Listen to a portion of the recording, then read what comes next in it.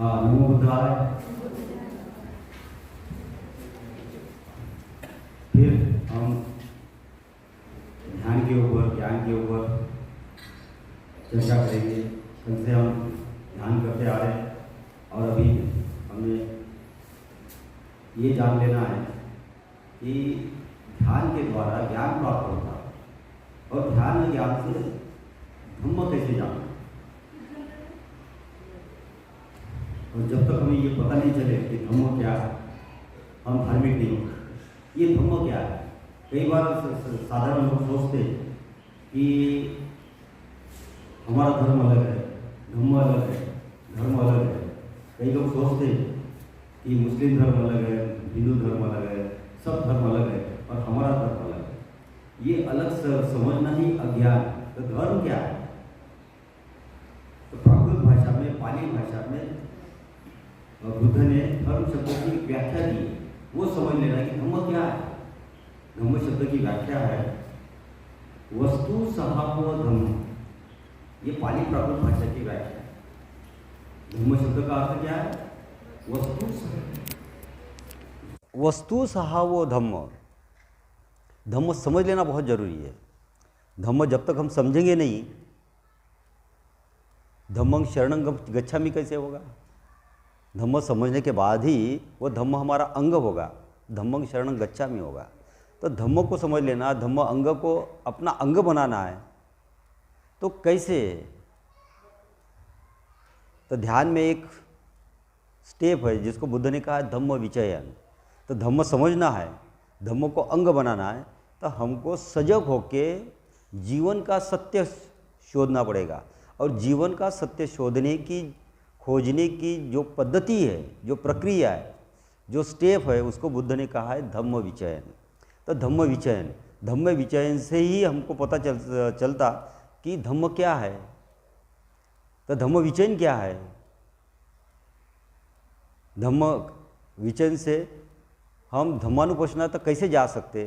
तो धम्म जान लेना है, धम्म को समझ लेना है, धम्म विचयन समझ लेना है और उसके भी पार धम्मानुपश्ना करना है। तो धम्म क्या है? तो बुद्ध कहते हैं धम्म मतलब वस्तु स्वभाव धम्म। स्वभाव का अर्थ होता है स्वभाव। अध्यात्म में ये सामाजिक स्तर पर हम समझते हैं कि हिंदू अलग, मुसलमान अलग, बौद्ध अलग, जैन अलग, ईसाई अलग, लेकिन आध्यात्मिक स्तर पर हमको इस शब्द का अर्थ समझ लेना है। तो वस्तु स्वभाव, स्वभाव का अर्थ होता है स्वभाव। बुद्ध कहते हैं कि हर वस्तु का अपना स्वभाव है और स्वभाव का अर्थ होता है नित्य गुण। स्वभाव का अर्थ होता है इंट्रिंसिक कैरेक्टर। स्वभाव का अर्थ होता है कि ऐसी चीज जिसके बगैर वो चीज़ हो ही नहीं सकती। तो वो स्वभाव क्या है? अब हम हमेशा ये इसके बारे में बातें करते हैं कि अग्नि का स्वभाव। अग्नि में हम हाथ डालते तो जलता ना हाथ? हाँ, तो कहीं भी डाल जाओ आप, पृथ्वी के इस कोने से उस कोने पर जाओ, चाहे कहीं बर्फीले स्थान पर जाओ, कहीं भी आग में हाथ डालो, हाथ जलेगा। क्यों जलेगा? क्योंकि अग्नि का स्वभाव क्या है? जलाना। ये स्वभाव को धर्म बोला है। तो अग्नि का धर्म है जलाना। पानी का स्वभाव क्या है? पानी का स्वभाव ये है कि कहीं भी पानी डालो तो उतार की तरफ बहेगा। उतार की तरफ बहेगा ना। ऐसा हो सकता क्या कि पानी डालो पहाड़ पे चढ़ेगा? नहीं, उतार। क्यों? क्योंकि पानी का स्वभाव है, वो नेचर, इसको नेचर बोल सकते हैं। The nature of the water, intrinsic nature, intrinsic character जो है, हाँ, वो है कि पानी नीचे बहेगा। पानी को हम 0 डिग्री पे बर्फ बनता, ये उसका नेचर है। पानी को अगर उबालो 100 डिग्री पे तो क्या होगा? भाप बनेगा, उसका नेचर है। ऐसा है क्या कि किसी प्रदेश में हम जाएंगे तो 100 डिग्री में उबलेगा नहीं, 200 डिग्री लगेगा? ऐसा नहीं। कहीं भी जाओ तो पानी उबलेगा ही, बॉईल होगा ही 100 डिग्री पर। ये उसका नेचर है। एक पत्थर हम उछालते, ऊपर फेंकते, हाँ, ऊपर फेंका तो पत्थर नीचे गिरता ना? क्यों? ये उसका स्वभाव है। स्वभाव इसलिए है कि वो पत्थर जमीन का हिस्सा है और हर चीज़ अपने स्रोत के तरफ बहती है। तो जमीन का हिस्सा पत्थर है तो फेंको तो नीचे आएगा। पानी ढलान की तरफ क्यों बहता? क्योंकि सागर उसका स्रोत है। आपने अगर देखी होगी आग जलाते हैं तो आग ऊपर जाती, क्यों जाती? क्योंकि उसका स्रोत सूरज है। तो मेणबत्ती जलाओ, नीचे करो तो भी ज्योति ऊपर ही जाएगी, क्यों? ये उसका स्वभाव है। तो उस स्वभाव को बोला है धर्म। तो वस्तु स्वभाव धम्म, तो हर वस्तु का धर्म है।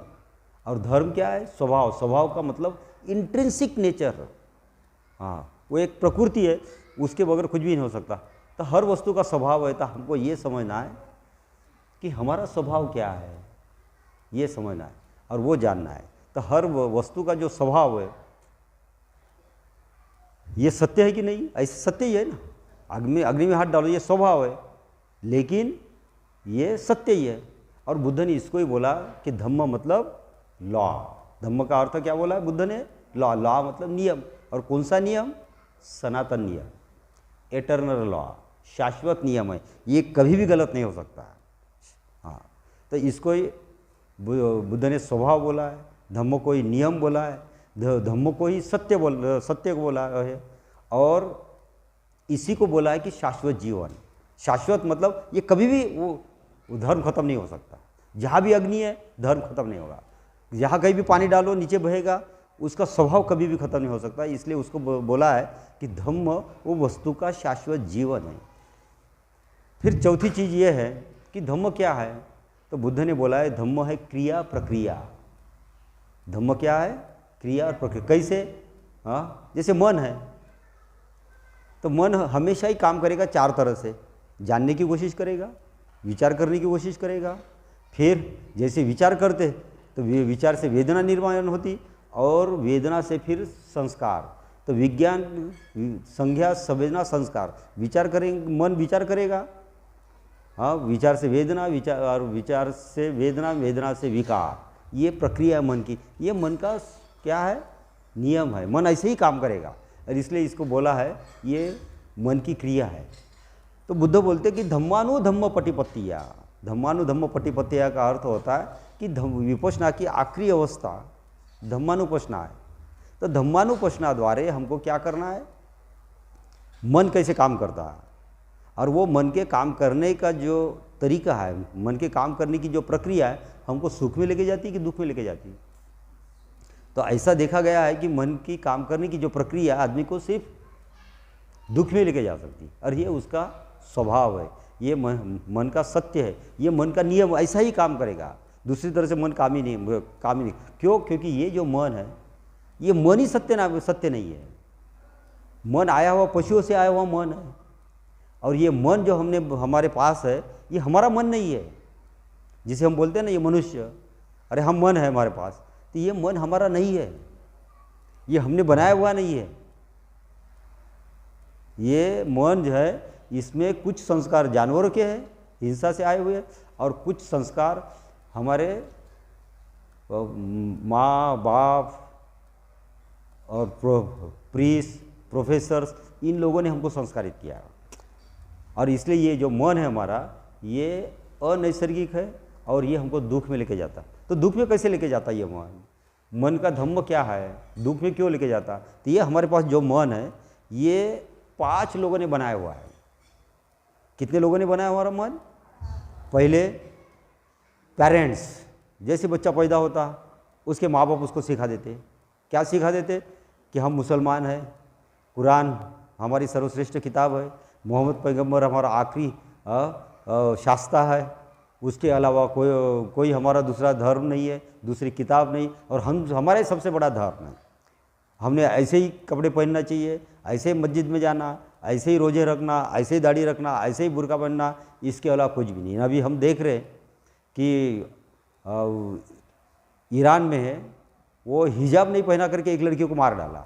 तो पूरे ईरान में अभी सब आंदोलन शुरू है पूरे, और 50-60 जो आंदोलन करती लड़कियां उनको मार डाला। क्यों? क्योंकि वो बोलते कि ऐसा ही हमारा धर्म है, इसके अलावा कुछ भी करना नहीं। ये माँ बाप ने डाला हुआ है। ऐसे ही हमारे जो मुल्ला आते हैं वो सिखाते हैं, फिर उनके जो मदरसे में, स्कूल में, कॉलेज में ऐसा ही प्रोफेसर सिखाते हैं। तो पेरेंट्स, प्रीस्ट, प्रोफेसर, उनके पॉलिटिशियन, वैसा ही सिखाते। फिर उनके जो साहित्यिक लोग रहते वैसा ही सिखाते। वैसे ही हिंदू अगर है तो हिंदुओं के माँ बाप बताएंगे कि गीता हमारी किताब है, उपनिषद हमारी किताब है, हाँ हिंदू धर्म सर्वश्रेष्ठ है। और फिर उनके प्रोफेसर्स वही चीज़ सिखाते, उनके पॉलिटिशियन वही चीज़ सिखाते। तो पेरेंट्स, प्रोफेसर, प्रीस्ट, पॉलिटिशियन और साहित्यिक वैसे ही सिखाते। तो अगर जैन लो तो जैन लोग बोलेंगे कि बस हमारा सबसे बड़ा भगवान महावीर है, जीन सूत्र उन्हें जो होता है बस वैसे ही जीना। तो हमारा जो मन है वो किसने बनाया हुआ है? 5 लोगों ने, parents, professor, priest, politician, professors और पत्रकार। ये 5 लोग जो बनाते हमारा मन बनाया। तीनों जैसा हमारे मन में डाला बचपने से, बस हम कोई हिंदू हो गया, कोई मुसलमान हो गया, कोई क्रिश्चियन हो गया, कोई जैन हो गया, कोई ईसाई हो गया, कोई यहूदी हो गया। और हर आदमी अपनी अपनी विचारधाराओं को सर्वश्रेष्ठ समझता है। और ये 5 के अलावा हम किसी न किसी से संगत करते, कोई ना कोई हमारा फ्रेंड रहता ना, कोई ना कोई हमारा फ्रेंड रहता। हर लड़की का, हर लड़के का कोई ना कोई फ्रेंड रहता। वो फ्रेंड भी जिसके साथ तुम रहते हो संगत, तो संगत गुण, वो भी संगत भी तुमको संस्कारित कर दे। एक लड़का अगर किसी गलत लोगों के साथ रहता तो गुटखा खाना, तंबाकू खाना, दारू पीना सीख लेता, मारापीटी करना सीख लेता। 1000 तरह के दुर्गुण जो साथियों के साथ रहते, मित्रों के साथ रहते, उनके दुर्गुण हमारे भीतर आ जाते। तो संगत, ये 6 चीज़ें हमारे 6 लोग हमारा मन बनाते। तो ये मन हमको दुख में लेके जाता है। इसलिए हम जो ध्यान करते हैं, वो ध्यान जो कर रहे हैं, वो ध्यान क्या है? ये मनंग से बुद्धंग की यात्रा है। मनंग से, विचार से निर्विचार कैसे होना, तो वो विपश्यना के द्वारा, ध्यान के द्वारा ये हम सीखने की कोशिश कर रहे। तो हमको ये सीख लेना है कि मन का धर्म क्या है, शरीर का धर्म क्या है। ये शरीर हमारे नियंत्रण में नहीं है, तो इसका धर्म क्या है? धर्म ये है कि ये सतत परिवर्तनशील है।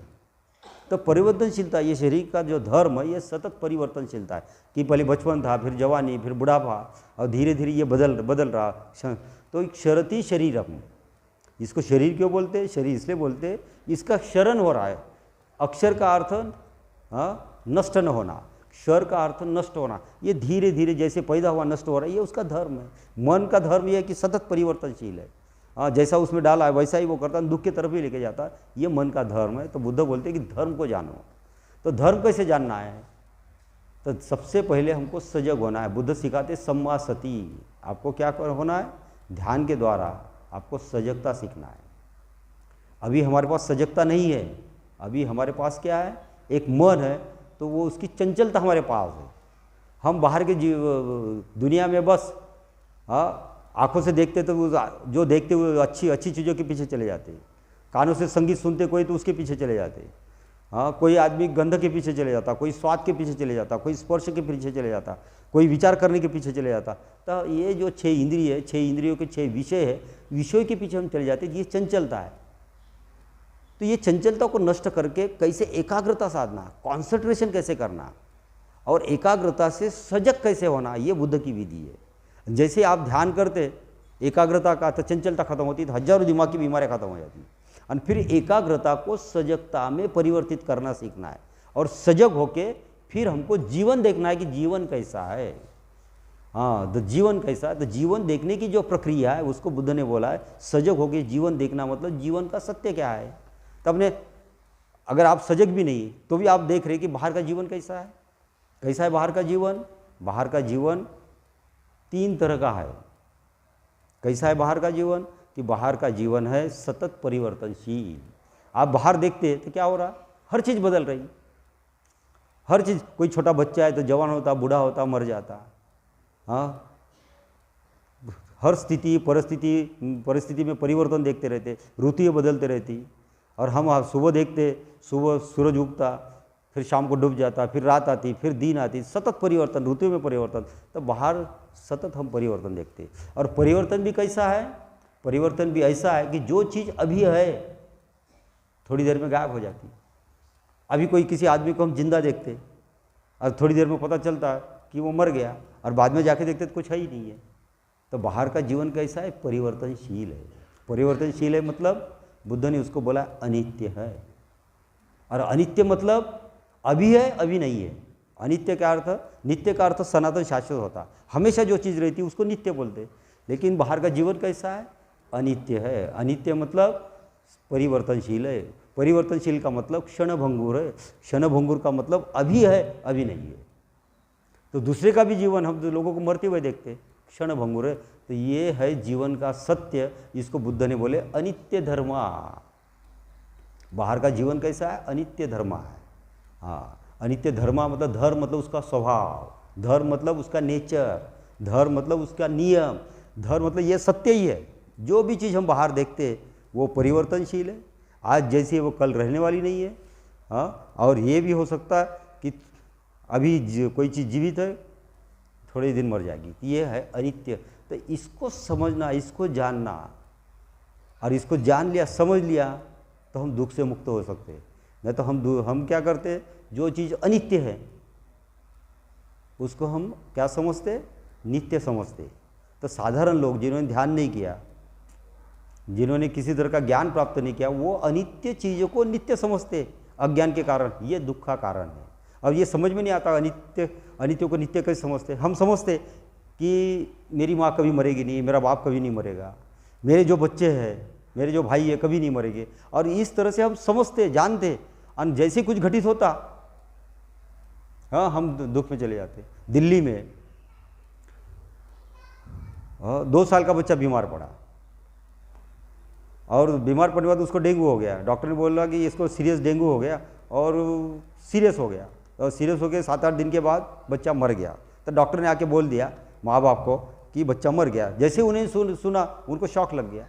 और शौक लगते ही उन्होंने क्या किया, दोनों ने हाथ पकड़ा और दिल्ली के ऊपर के 7वें मंजिल से नीचे जंप करके सुसाइड कर लिया। क्यों? क्योंकि उन्होंने उनको इतना दुख हुआ कि जो बच्चे को समझ रहे थे ये मेरा है, मतलब मेरा है, मतलब मैं ही समझ रहे थे, और उस समझ रहे थे कि कभी मरेगा नहीं। और जैसे वो बच्चा मरा तो उनको लगा कि बस अपना जीवन वो व्यर्थ हो गया, सुसाइड कर लिया। क्यों? क्योंकि वो अनित्य को नित्य समझ रहे थे, उसके कारण उनको दुख हुआ, दुख के कारण उन्हें सुसाइड कर लिया। आंध्र प्रदेश में 2 भाइयों का झगड़ा हो गया। 2 भाइयों का झगड़ा होने के बाद बड़ा भाई चले गया, छोटा भाई बहुत गुस्से में था। उसने उसकी छोटी लड़की है पास में, तो गुस्से में उसको एक थप्पड़ मारा, वो नीचे गिर गई, उसका सर नीचे ज़मीन को लग गया, फट गया, मर गई। जैसे बड़े भाई को पता चला कि छोटे भाई ने मेरे लड़की को मारा, मर गई, सुना, हार्ट अटैक आ गया, मर गया। ये क्यों? ये इसलिए कि अज्ञानवश हम अनित्य को नित्य समझते, और नित्य के कारण क्या होता है? हमको दुख होता है। तो बुद्ध बोलते अनित्य को अनित्य समझो, तो फिर हमारी बाहर के जीवन के ऊपर की पकड़ कम हो जाएगी, आसक्ति कम हो जाएगी। और बाहर जो भी चीज़ें देखते हैं हम बाहर, अब आप मुझे देख रहे हैं, मैं आपको देख रहा हूँ, या आप जिस भी चीज़ को देखते हैं, आप माँ को देखते, बाप को देखते, भाई को देखते, बहनों को देखते, अपने पति को देखते या पत्नी को देखते, तो जिसको भी देखते हो क्या बोलते? ये मेरा है, मेरी माँ है, मेरा भाई है, मेरा पति है, मेरी पत्नी है। मतलब उनको हम क्या समझते? मेरी है मतलब मेरी आत्मा है। और जो भी चीज़ अनित्य है, बाहर है, वो मेरी आत्मा हो नहीं सकती है। उसको मैं और मेरी नहीं बोल सकता हूँ, लेकिन मैं समझता हूँ मेरी। और ये समझने के कारण क्या होता? कोई भी अघटित हुआ, घटना घट गई, तो उसमें दुख में चले जाता। तो बाहर जो भी चीज़ दिखती, बाहर जो परिवर्तनशील है, तो बुद्ध बोलते उसको समझो कि ये मैं नहीं हूँ, ये चीज़ मेरी नहीं है। अगर ऐसा समझोगे तो उस चीज़ के प्रति आसक्ति कम होगी, ना आसक्ति कम होगी तो आप दुख में नहीं जाएंगे। तो बाहर जितनी भी चीज़ें हैं उसको हम समझते मेरी आत्मा है, तो वो जो भी चीज़ बाहर है वो मेरी आत्मा नहीं है। तो उसको समझना अनात्मा। तो ये अनात्म बोध, जो बाहर है वो मैं नहीं, मेरी नहीं, उसको समझना अनात्म बोध, मत ये उसका धर्म है। तो ये हमको समझना। और तीसरी चीज़ हमको जानना है सजग होकर, कौन सी? कि जीवन में दुख कैसे होता है, हम अज्ञान में क्या करते हैं जिससे दुख होता है। तो साधारणतः जिन्होंने ध्यान नहीं किया, जिनको किसी तरह का ज्ञान नहीं, वो लोग जीते कैसे? वो जीते ऐसे, वो हमेशा दुख को सुख समझते और अधर्म को धर्म समझते। अधर्म को धर्म समझने से दुख होता, और दुख को सुख समझने से वो आदमी दुख में चले जाता। अब ये समझना कठिन है, अब ये समझना कठिन है। ऐसा होता क्या कभी कि हम जीवन में दुख को सुख समझे? दुख को सुख समझते क्या हम? हाँ, लेकिन साधारण लोग ऐसा ही समझते। हाँ, अधर्म को धर्म समझते क्या हम? लेकिन लोग अधर्म को धर्म समझते। हाँ, अभी हमको अनुभव है आग में हाथ नहीं डालने का। हाँ, आग में हाथ डालो तो जलता ना हाथ, हम डालते क्या हाथ? लेकिन हर दिन अग्नि में हाथ डालते और जल जाते, खुद भी जल जाते, दूसरे को भी जला लेकिन हमको पता ही नहीं वो अग्नि कैसे है। तो वो अग्नि, अब ये बाहर के अग्नि में हाथ नहीं डालते, लेकिन हमारे मन में है ना रागाग्नि, देशाग्नि, मोहाग्नि, कामाग्नि है ना, उतरते ना हम उसमें, खुद भी दुख में चले जाते, दूसरे भी दुख में चले जाते। तो बुद्ध बोलते कि दुख को दुख समझो, हम दुख को सुख समझते, अधर्म को अधर्म समझो। तो लोग क्या करते हैं, साधारण लोग अधर्म को धर्म समझते और उसके कारण दुख में चले जाते। तो कैसे? अब मुझे बताओ, ये दारू पीना, गुटखा खाना, हाँ, धर्म है क्या अधर्म है? अधर्म। और ये दारू स्मेल आती, वो पीने से आदमी बेहोश हो जाता, बीमार पड़ता, सिरोसिस होता, हाँ, और कई तरह की बीमारियां उसको होती। हाँ, वो दारू पीने से वो दुख में चले जाता ना दुख में। तो दारू पीना ये सुख है कि दुख है? लेकिन दारू पीने वाला कैसा पीता? पहले धारे किए हुए, बहुत ही अच्छी दारू है, बहुत कीमती है, मस्त है दारू, क्या मस्त नशा आ गई, मतलब है दुख लेकिन उसको समझता सुख। और दारू पीना अधर्म है और दुख देता, लेकिन लोग उसमें चले जाते। लेकिन उनको समझ, कितना भी समझाओ नहीं समझते। अब क्रोध करना, चिड़चिड़ करना, छोटी छोटी चीज़ों पे ऊपर एक आदमी एक स्त्री के ऊपर क्रोध करता, चिड़चिड़ करता है, या स्त्री आदमी के ऊपर चिड़चिड़ क्रोध करता। अब ये चिड़चिड़ करना, क्रोध करना मतलब दूसरे को दुख देना है ना। लेकिन क्यों करते क्रोध?